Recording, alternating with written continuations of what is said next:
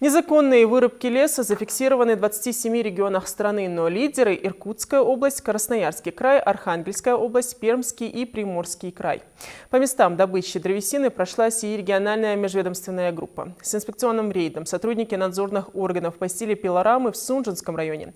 В результате не удалось достичь ожидаемых результатов по причине отсутствия хозяев на местах и отсутствия доступа на территории.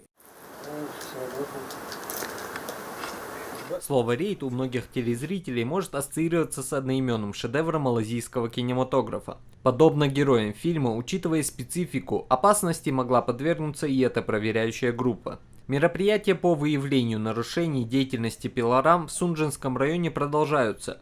В этот раз совместная рабочая группа, состоящая из сотрудников Министерства природных ресурсов, Россетей, налоговой службы, районной администрации и правоохранительных органов, посетила лесопилки в сельском поселении Мужичи. Вообще на территории сельского поселения Мужичи их 8. На сегодняшний день действующих из них 6 пилорам. По некоторым мы заходили, вы сами видели, что они уже давно не работают, там где-то у них задолженность по электроэнергии, или какие-то другие проблемы. К сожалению, этот рейд оказался менее продуктивным аналогичного, проведенного в сельском поселении Галашки. На прошлой неделе экспертная группа выявила многочисленные нарушения правил предпринимательской деятельности и санитарных норм. Провести полномасштабную проверку помешала излишняя информативность ведомств и осведомленность лесорубов.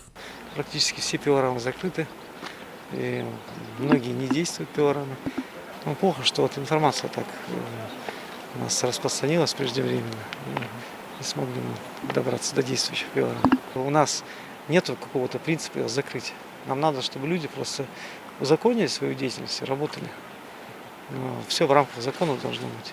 Незаконная вырубка леса и нелегальный оборот древесины наносит колоссальный ущерб экономике. По выявленным нарушениям некоторые предприниматели, которым все же удалось наведаться гостям, были вручены предписания. До определенного срока им необходимо устранить недочеты, иначе дело может дойти вплоть до уголовного разбирательства. Хаджумрат Плиев, Джамалил Дударов, Дани Тимурзиев, Вести Ингушетия.